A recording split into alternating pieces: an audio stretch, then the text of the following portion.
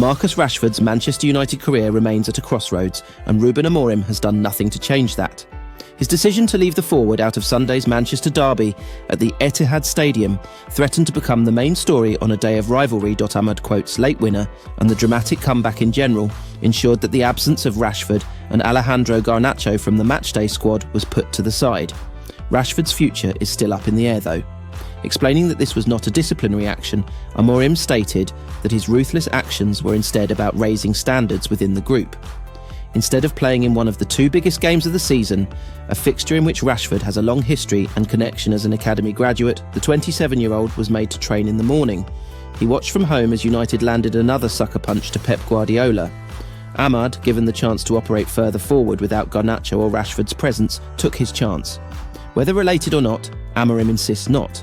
The timing of this call, which was reported by the Manchester Evening News prior to team news being released at 3:15 p.m. on Sunday, comes shortly after suggestions that Rashford will be allowed to leave next year. If a suitable offer emerges in January, just 2 weeks away now, it is claimed United would consider it. Rashford signed a bumper new long-term deal at United in July 2023 after scoring 30 goals the season before. He has managed just 15 in the 18 months since and still had 3.5 years left on his deal. He is one of the top earners at the club and is nowhere near as valuable as at either of his two previous peaks, where talk of between £60 million and £80 million had been rife. United are thought to be open to letting Rashford leave now, however, and will entertain bids for their long-serving attacker. The club are not described as anticipating teams to come forward mid-season due to financial constraints, but that is one of the reasons United themselves would be happy to see him leave, as they fight profitability and sustainability rules (PSRs). The Mail added that another option would be for Garnacho or Kobbie Mainoo to be sold. That is not part of the plans though, with a Rashford exit being preferred.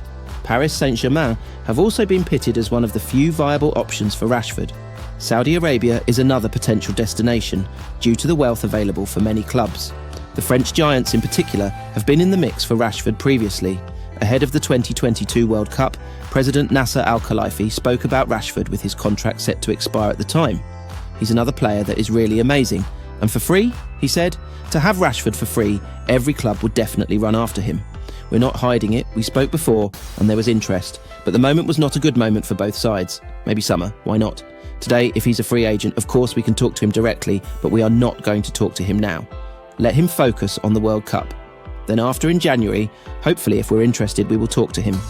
Charles Watts says that it is unlikely that Arsenal make a move for Rashford, despite being linked with him for several years. However, he adds that Mikel Arteta's side are in the market for another versatile forward and would sanction another loan to get themselves through to the summer. Fabrizio Romano adds, for Marcus Rashford, it's not the first time that we've seen this kind of situation. So basically what's going on is that Manchester United will talk to the player and let's see what kind of situation there will be around Marcus Rashford. In recent weeks, we've had many links with an exit of Marcus Rashford, but what we have to say today is Man United have not entertained any negotiations, so they didn't receive any concrete bid for Marcus Rashford. January is in 2 weeks, so at the moment, still nothing concrete for the January transfer window. In a game packed with drama, passion and resilience, Sporting CP manager Ruben Amorim delivered a heartfelt reflection on his team's incredible last-minute triumph, dubbing the experience a moment of magic.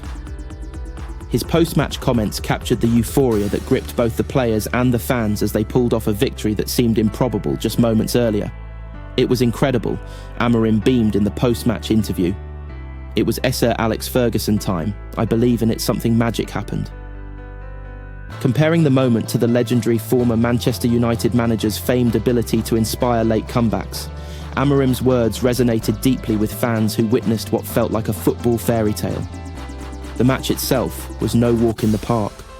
Sporting faced an opponent that pushed them to their limits, with chances missed and tension mounting as the clock ticked away.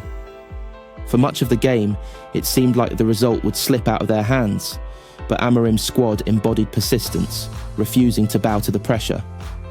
It was a very tough match, but we believed until the end, Amorim explained. We managed to score, and we needed that win. It was important for us and for our fans. His comments highlighted not just the physical challenge, but also the mental fortitude that his team displayed in overcoming adversity. With the game on the line, Sporting's never-say-die attitude paid off in spectacular fashion. The decisive goal came in the dying moments of the game, sending the stadium into raptures. It was a goal that epitomised the spirit of belief Amorim has cultivated within his team. For the fans in attendance, the moment will be etched in their memories as one of pure jubilation. The comparisons to Sir Alex Ferguson, a master of late comebacks, seemed fitting. Amorim's acknowledgement of the legendary manager added an extra layer of significance to the victory, reminding the football world of the power of belief and perseverance. This victory was not just a statement of Sporting CP's resilience, but also a gift to the fans who have stood by their team through thick and thin.